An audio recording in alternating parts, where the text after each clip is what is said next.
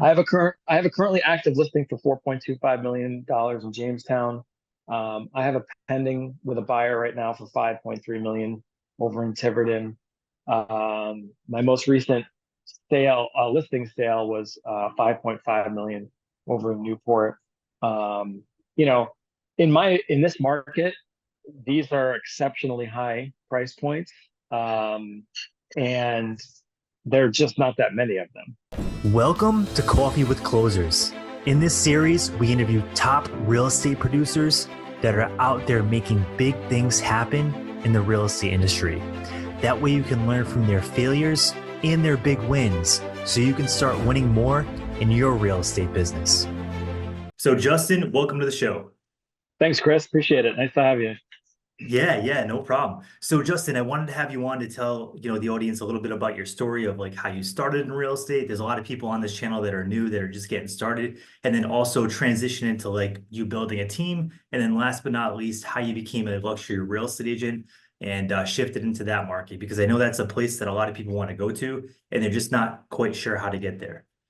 Absolutely. Yeah, sounds good. Let's do it. Awesome. All right. So tell us a little bit about how you started in real estate. When was this and what did it look like?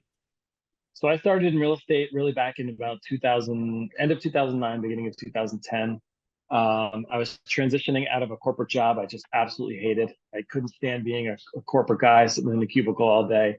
I really am much more of an out and about people type of person. So I decided at the time I wanted to try something a little entrepreneurial as well. And because, in the real estate industry, just like many other sales positions, you you eat what you kill, and if you're not out there hunting, then you're going to be starving. So it's a good motivator for me. It kept me going, and that's when I started in the business. And mind you, it was a complete opposite market from what we really have right now. It was, you couldn't sell a listing for your life. We inventory was 9+ months. It was crazy. It was just a total different arena.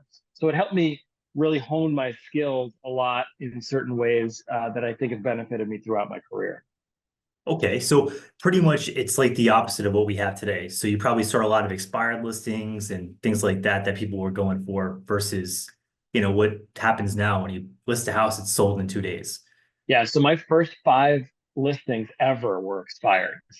And what it really helped me build was a way to explain and to sellers what my value is, what my differentiating factors are. And that's really what helps me in today's market, especially with my jump into the luxury market. I really feel like I've come to a mastery level of being able to explain a benefit and a differentiating factor to what I do for sellers, other than just stick a sign on the ground and put it on the market. And that is what sets me apart now when I'm in these big luxury presentations. But I learned it all right from my roots, having to talk to a seller about how I can do something different than what their current experiences get. That makes sense. Okay. And you didn't start with luxury, right? Like you started with Oh no, oh no. no, oh no, no. I have literally sold anything and everything. I think I've $40,000 might be the cheapest property I ever sold. I really, at that point, I was doing anything I could possibly get my hands on. I just needed money. I was pretty desperate at the time. I was broke. I transitioned into something that, again, you are what you kill. So I was just going after it, going after it, going after it. So I've sold everything in every corner of Rhode Island. I'm also licensed in Connecticut and Mass. I've branched out all over the place. So having an understanding of what the market is really from absolute bottom to absolute top is kind of cool, and differentiating in itself. But yeah, I did not start going after luxury. I really didn't get my luxury break, if you will, until around 12 years into the business. Wow. That's a long Yeah. curve before you got into that. So before you got into luxury, I know you had to focus on building a team as well, right? Oh yeah. Yeah. So during that first 12 years of my business, I've kind of done just about the full gambit of everything. So I had a business partner, very, very quickly, as soon as I got into the business, I found a business partner, someone that really complimented me and my skills. And he was kind of the opposite of what I was. And we built our team and we built a business. We built it up to, we had 21 sales agents at one point. We were doing over $1 million in GCI. We were, we had 3 full-time staff members, a big office. We were very big into Zillow and online lead generation at the time. And one of the valuable learning lessons from that experience was that online lead generation is extremely hard to scale to a high level. And we were just hemorrhaging money on our monthlies. And ultimately, we found it wasn't a profitable model for us. And when we tried to pare it down and unscale it, it proved almost impossible to do. We also made pretty much every single mistake you can make along the way. But so I have a valuable experience from that. And I just decided, fast forward, I wanted to find something where I could just go sell houses and just and make my money selling houses. But I still had that need for wanting to attract agents to something because I was good at it. And I do like to provide value and add value to other agents' lives, not just my clients, taking the wealth of knowledge that I had, earned over that time period. So I wanted to find an outlet for that, but I wasn't sure exactly what it was. But I knew that I just wanted to sell houses too. And I didn't want to be this dynamic team lead. There's not a lot of money in it. No, it's hard to scale. It's definitely hard to scale, and the margins are super thin.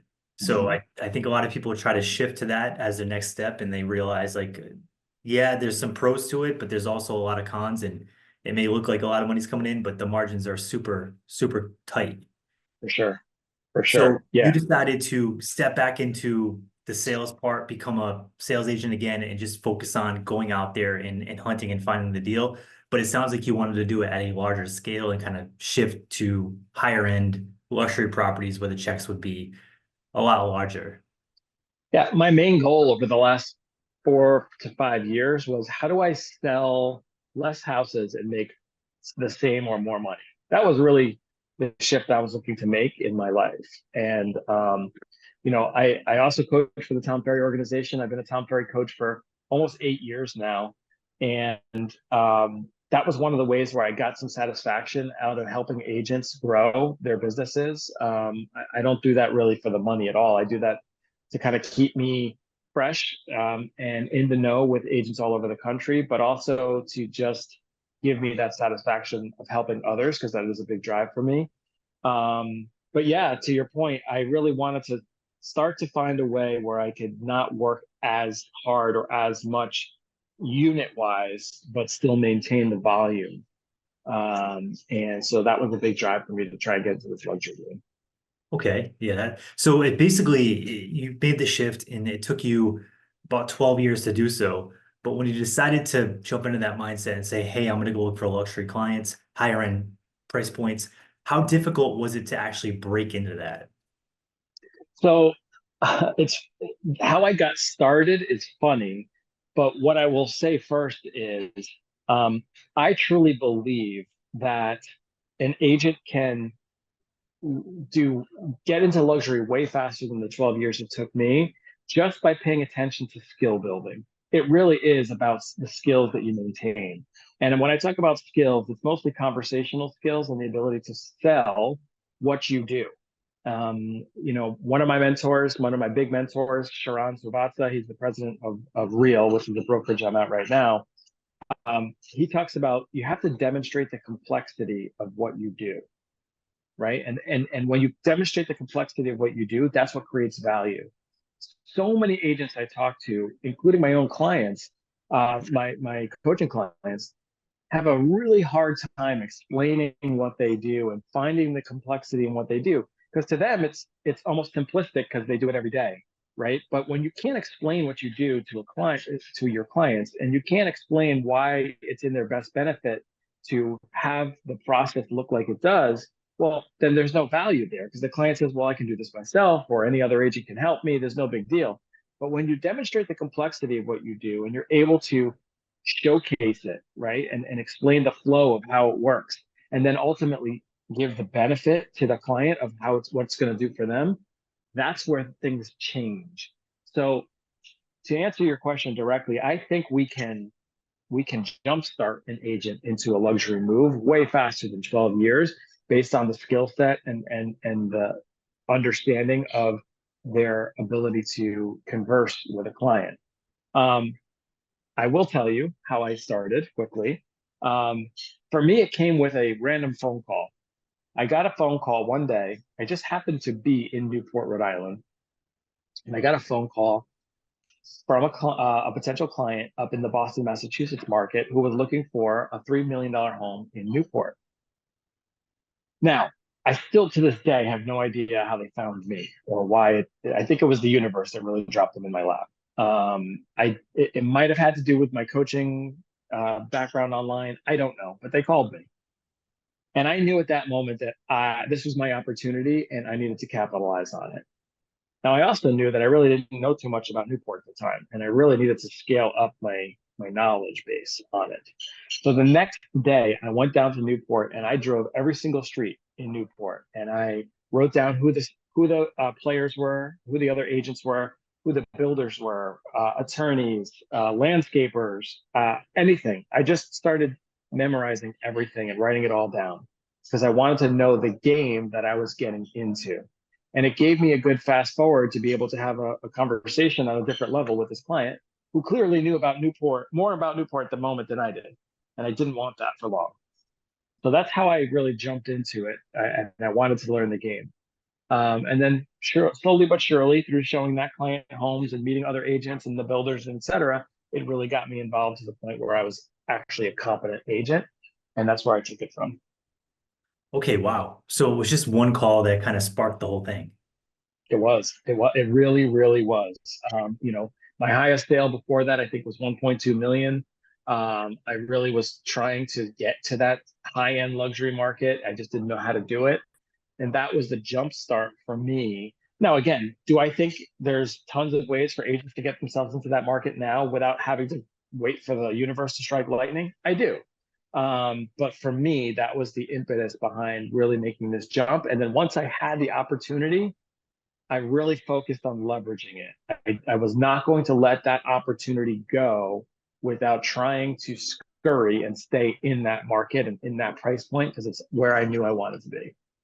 That makes total sense. So it sounds like the spark came, the opportunity came knocking at the door, and then you ran with it. Whereas some Yeah. agents might have just took that call and then let it fizzle out over time. So it Yep. sounds like one of the big things you did was get educated on the market, become that resource for luxury clients. So that way, when they're talking to you, they're like, hey, this guy really knows his stuff. Maybe I'll refer someone to him that's looking for a property in Newport. Beyond that, what are some things that agents can do to kind of stand out once that happens, or even just to go attract clients like that off the rip? Yeah. So kind of going back to skill set, you have to identify what it is that you do differently and what differentiates you and how that can leverage a client's success and create more for them. If you don't stand out and you can't explain your differentiating factors about what it is that you do, it doesn't matter because you're just going in there as any other agent and you're trying to win on likability alone. And I have a lot of clients that have tried to do that. They will just win on likability. And it works when you're in your sphere, or it works when you're, a warm referral to someone, but it does not work when you're cold marketing to people that don't know you from a hole in the wall. You have to be able to explain your differentiating factors and how it is that you add value. So unfortunately, it's not a one size fits all. I can't just give you the secrets behind finding your differentiating value. But what I can tell you is, as an individual agent, you've got to figure out what it is that's different about you, your approach, your salesmanship, your skill level. And you can't stick to just the basics, right? It's not like, oh, I'm really trustworthy, or oh, I'm really honest, or oh, I'm a good negotiator. Those are the baseline pieces now. Those are prerequisites to being in this business. You can't just concentrate on that. Just like when I go into a listing presentation and I'm not talking about, we do professional photography and we're going to have a drone. Like those are prerequisites now. Everyone needs to have those things. But what is it about what you do with that video? What is it about that you do with those skills that gets your client more value? That's what you need to be able to explain. That makes total sense. Now, getting the client and attracting the client is one thing. Retaining them is also another thing. Mhm. So In the luxury space, you find that there's more like the clients expect a lot more and it's a lot harder to retain them, or is it the opposite? And they're a lot more easygoing and they're easier to maintain. It's been the complete opposite for me. I mean, honestly, these have been some of the easiest transactions of my life. And not only that are the easiest transactions, they are the easiest relationships to build.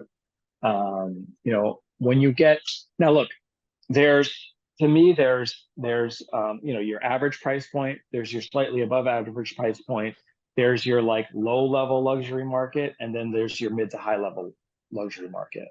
I'm kind of trending in that middle to high luxury marketplace where it seems like there's just a lot less stress surrounding these deals, right?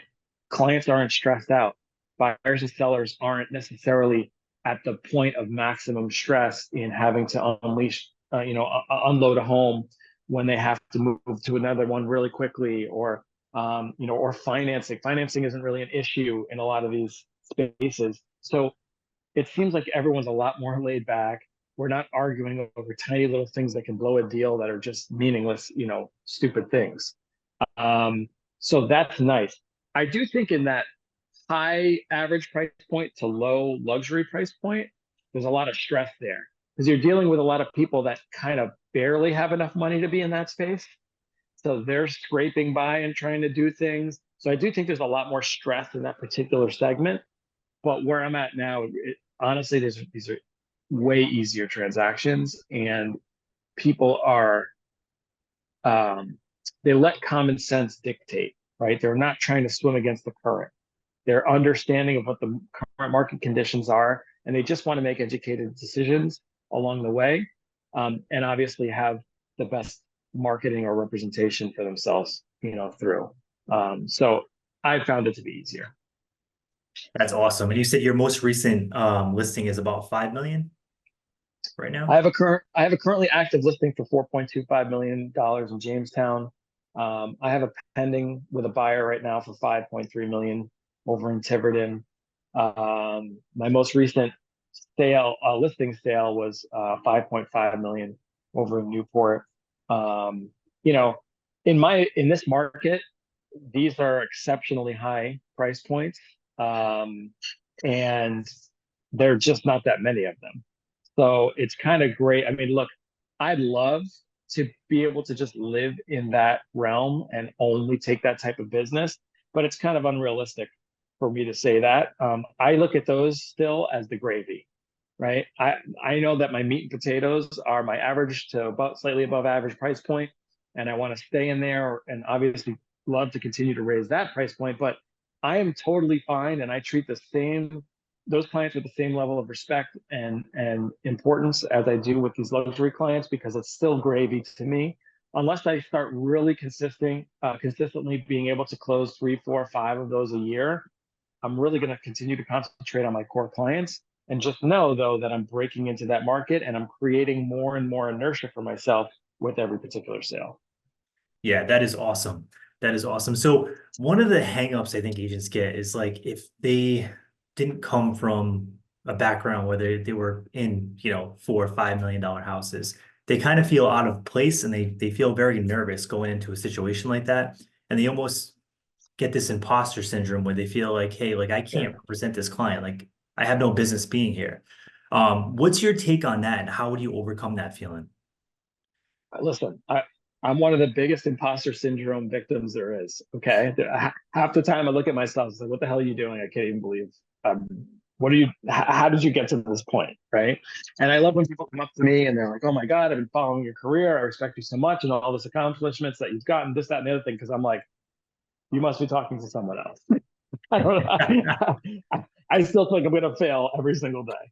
So don't don't sweat the imposter syndrome. You almost have to own it and let it drive you to get better. Let it drive you to build your skills. Let it drive you to overcome your fears in talking to people.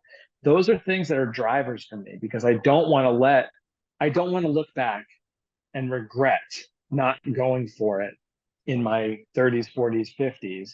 When I get to my 60s and saying, you know what, I could have had a much more a more comfortable lifestyle at this point had I just gone for it.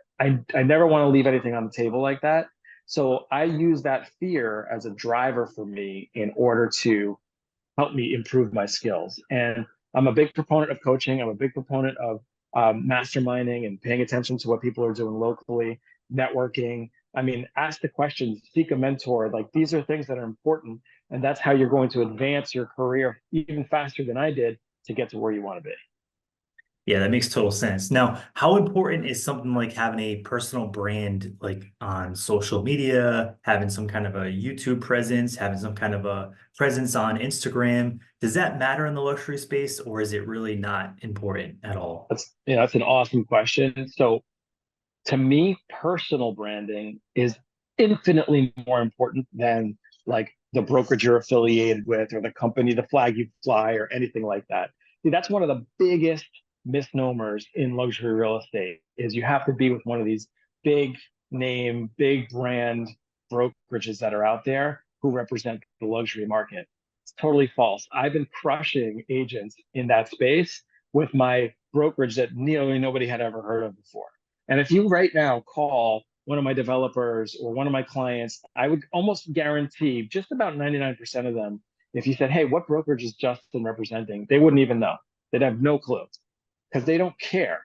It's about what the personal agent brings to the table. And one of the key hacks that I use in explaining that to my clients, I'll say this, and I own it up front. I'll say, hey, Chris, if you think that the name of the company that I represent or the flag that I fly or the name that's on the sign outside is going to be the differentiating factor between you getting the most amount of money for your property or potentially not, well, then I'm definitely not the right agent for you. But if you think it's more about the person that's sitting in the seat and the systems and the processes and the strategies that I implement in order to get you top dollar, if you think that's going to be most important, well, then you definitely have the right agent here. That instantly evens the playing ground and takes all of the other big box, marketing stuff out of play. And it comes right back into that personal branding. What is it that you do? What is it that you bring to the table that's going to benefit me the most? That is awesome. I love that. That's great. And now what's the response that you get when you say something like that to somebody? Most of the time I get people going, I love it. I love it. Right. Like, cause this isn't, if this was the 1960s, 1970s, 1980s, like brand name was so critically important in things. Right. But as early as the 90s and early 2000s, when you start getting Trader Joe's comes out, right. And they have their own private label things. And you start getting car brands that come out. Why do people buy Kias? Why are, Kias one of the most popular cars on the street because they get you from point A to point B. They can actually be pretty nice as well. And they're infinitely cheaper. They don't cost as much, right? But there's value there, right? So it creates value. Now, look, I don't argue that I'm a Kia, right? I'm a BMW guy, true and true. You'll know that if you know what I drive. But at the end of the day, it's not so much about the brand, it's about the performance. That's why I have a BMW. And I like the performance of it. So you just have to find the right level. But in today's day and age, it's not about the brand that leads you in. I don't care about that. It's about the performance level and the result level that individual can drive. And that's why personal branding is way more important than, your big box branding behind you. Yeah, I totally agree. And I feel like a lot of agents get hung up on that, especially now. And they still feel like they need the brand behind them to be able to even access these listings. But you've proven it's not the case at all. One of the key things, it's funny, when I start with a new client in my coaching realm, I will say, hey, what is it about you that's valuable, right? What's your value proposition? Give me a 60-second elevator pitch on why I should hire you to sell my home. And I have top agents have look at me with the most blank face and be like, I have no idea. I can't even explain it, right? I have no clue how to explain to you what I do or why it's valuable to you. And in agents, when they usually try, one of the first things they do, especially agents at those big box name brokerages, the first thing they do is, well, my company, my firm, right? What my company does. I don't care what your company does. I care what you do because there's Mhm. nothing that your company does that's going to be any differentiated enough for me to want to hire you as my agent. If I want to hire your company, I'll go hire your broker or your top agent at your brokerage. But what is it about you specifically that sets you apart? That's what I want to know. And I'm telling you, in the agents that I've seen out in this marketplace, even I'll be honest with you, in the luxury market space, I've seen a lot of agents resting on their successes from the past, and they're really getting passed by now because they're not focusing on what it is that they can bring to this, in this new era. And when you have someone come like me come along, and I'm talking about, my proven strategies to reach people on YouTube on a global, domestic, and hyper local level, and now people are like, I have no idea what you're talking about.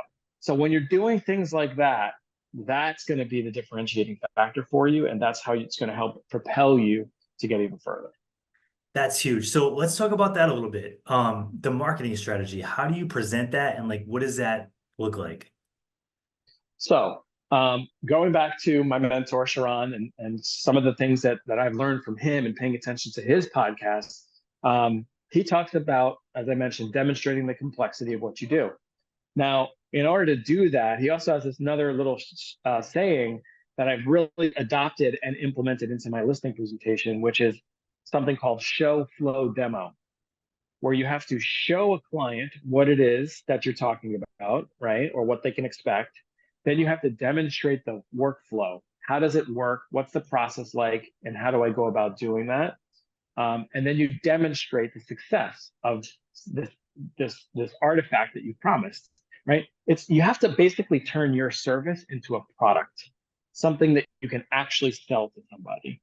And that's really hard to do in the service-based industry, especially when you have so many other competitors in the same space.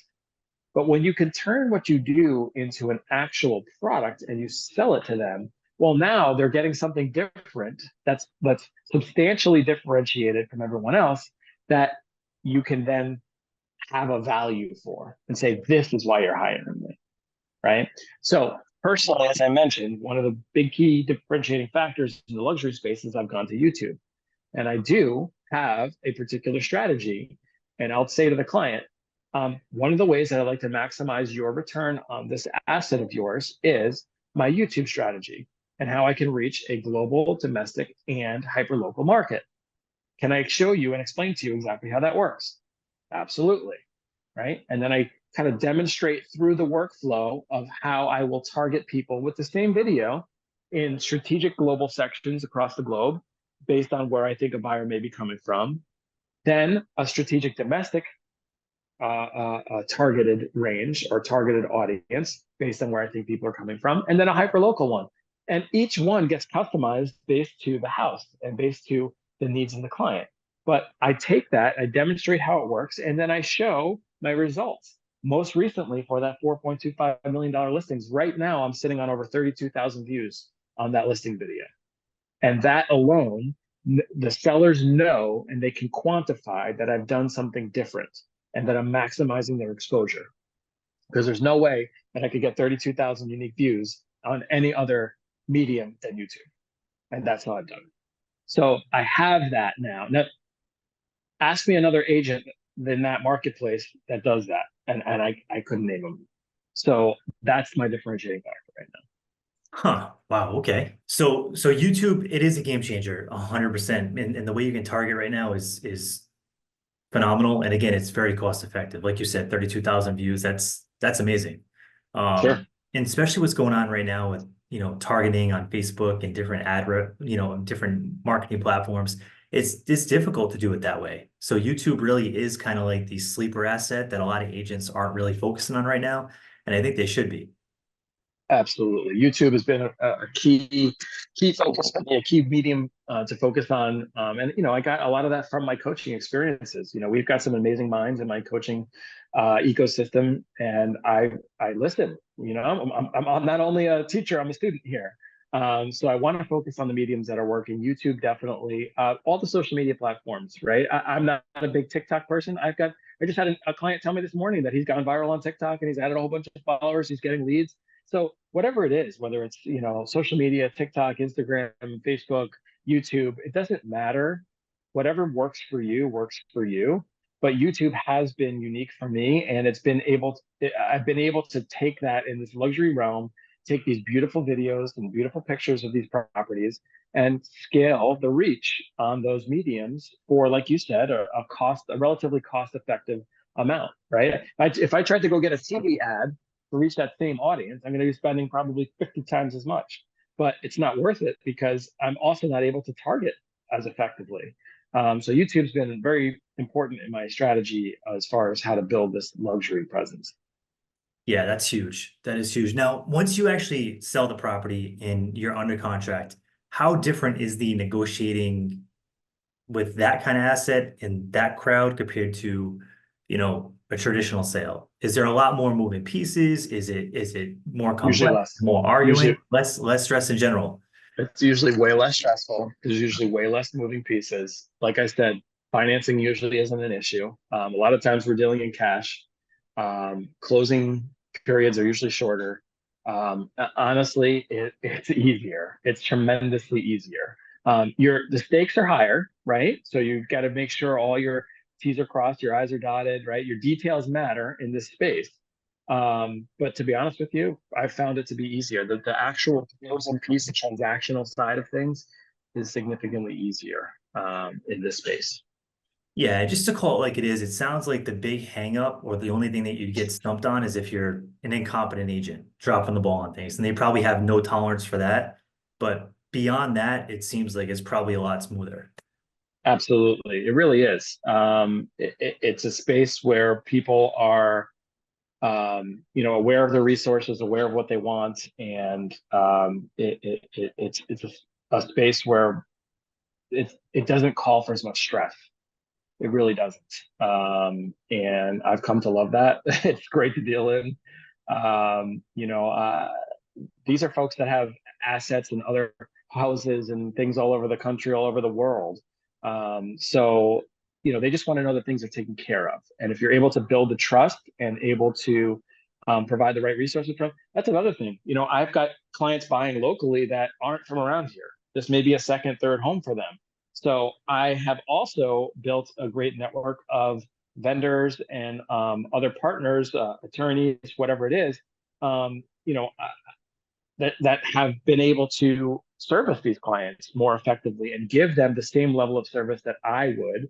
And that's been a huge benefit to working with these people in my local market, and something again that I add as value to the equation. I can give them the same promise of a trustworthy experience across any vendor that I recommend, and that's important as well.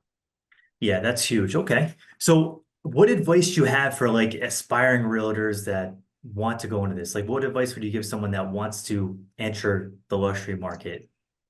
So the first thing you have to do is really work on what it is that your differentiating factor is, right? How do you add value? What is it that's so special about you and your process? And if you can't answer that, well, the likelihood is that you don't have something that differentiates you all that much.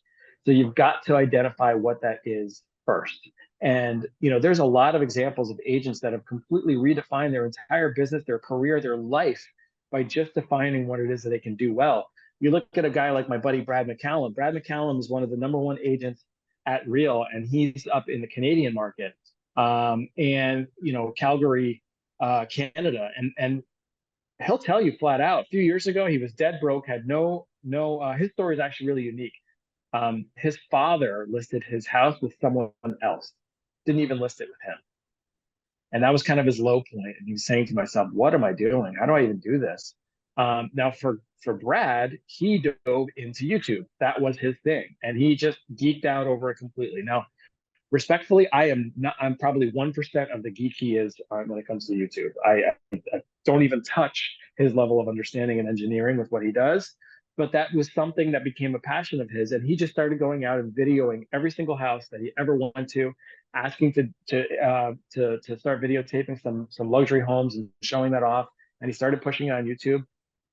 Today, fast forward, he's one of the top agents. He's got one of the biggest networks around, and he's extremely well known for his videos and what he's done. Right, so it became his differentiating factor. So you've got to find what it is that is your differentiating factor and something that you can package and sell. Right, remember, show, flow, demo, demonstrate the complexity of what you do. You have to package it and sell it to somebody, showing them that there's value. That makes total sense. Now, are there any like certifications or training programs that you specifically recommend or not so much? I hate to say this. I think I'm the proud owner of maybe one realtor designation. And I just did that because there was a whole bunch of classes that I had to take for it. And I think it's the senior, I don't even know what it's called, but I have it right here. I just got this pin in the mail actually recently. I got my SRES, my senior residential, blah, blah, blah, whatever.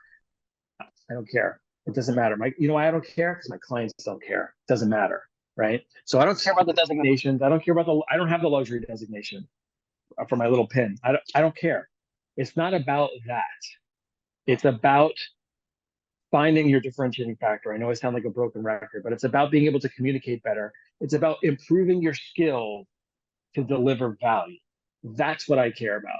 That could come in something as simple as reading a sales book or reading 20 sales books or watching sales videos or attending a sales seminar or coming as entering Tom Ferry coaching, whatever it is. I don't care what your thing is. I just know that I've spent the last 15 years constantly trying to improve myself in all aspects, whether it was books, podcasts, the brokerage I was associated with and the leadership of that brokerage, other agents that I'm associated with on a daily basis. That's what's given me the skill to succeed. It's not about a designation or a license I hold or anything like that. Yeah, I totally agree. I think a lot of these things the consumer really doesn't care about as much as we think. And it's a little overrated. It's kind of more like, yeah, take it if it's going to increase your skill set and it's going to like show when you communicate with people. But just walking around saying, hey, I have this designation, I don't think it holds as much weight. Yeah, 100%. It really doesn't. It's about the skill level you have. Yeah, it's so true. So though, before we wrap up, can you share like a memorable experience, a story that you had working with a luxury client? Oh, how about so my current client that I'm under contract with, the buyer, this guy's amazing. One of the nicest people, self-made millionaire, one of the nicest people I've ever encountered, honestly. Um, this guy has had a different car at every single showing I've ever met with him. He's a big car guy, right? And God bless him, he's earned enough money to be able to do that. He's had the Bentley, he's had the Ferrari, he's had the McLaren, he's had the Rolls Royce, every single car you can imagine. And I just find it funny that I never know what he's going to pull up in on the next go around because there's always going to be a different one. But the most important part of that kind of story is that he's just a grounded individual, right? He still has a high level of respect for myself and what I do. He values my opinion. He is very respectful with every single person that he encounters. So, those are the types of people and those are the types of clients that I'm looking to always attract, right? You always hear the stories and the nightmares about people that don't value your time, don't care about what you do. And listen, I'm sure that exists in this realm. But I have to tell you, I have yet to encounter that. I really have found most of these people to be genuine and to actually care and value my time as well as theirs. So I think it's different than what we put in our own minds. Oh, I don't want to work with those people because they're this, because they're that. Take that out of the equation, and you'll find that everyone puts their pants on one leg at a time, just like you do, right? And it really doesn't matter. And I'll actually give you one last little anecdote that I heard and I learned my first month in real estate that has helped me overcome some of that fear and some of that uh, uh, um, personal doubt that creeps in sometimes. I remember being at a luxury conference my first month in real estate, and someone asked this very successful Canadian real estate luxury agent and said, "Hey, when you're dealing in the millions, when you're dealing with a $3 million, $4 million, $5 million property, how do you keep your cool? How do you not get so nervous? How do you do all these things?" And he said, "It's simple.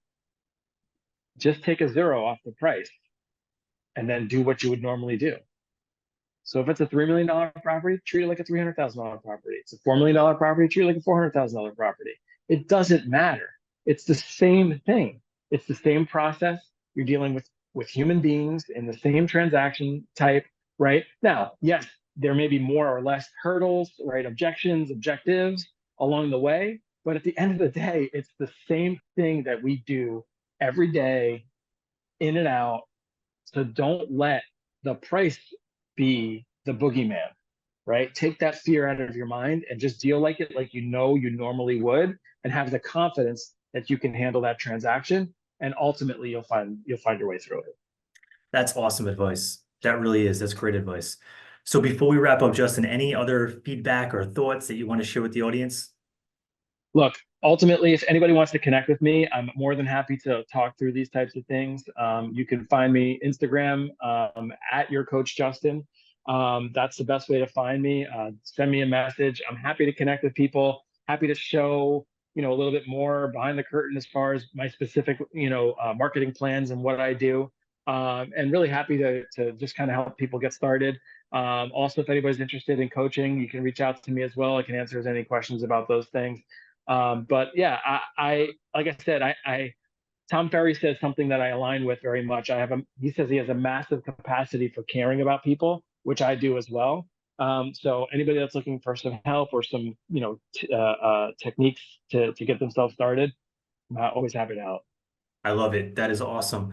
Well, hey, Justin, thanks for coming on. I really appreciate it. You shared a lot of good content today, and I'm sure it Cool. will help people, take that next step in the right direction of going into that luxury market, like a lot of agents want to do. So thanks for spending the time today with us, and you have an awesome day, okay?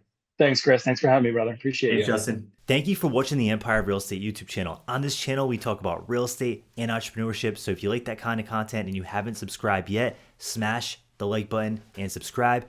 And before we go, there isn't a video over here that we think you'll like, so be sure to check that out as well. Thanks so much for tuning in, and you have a great day.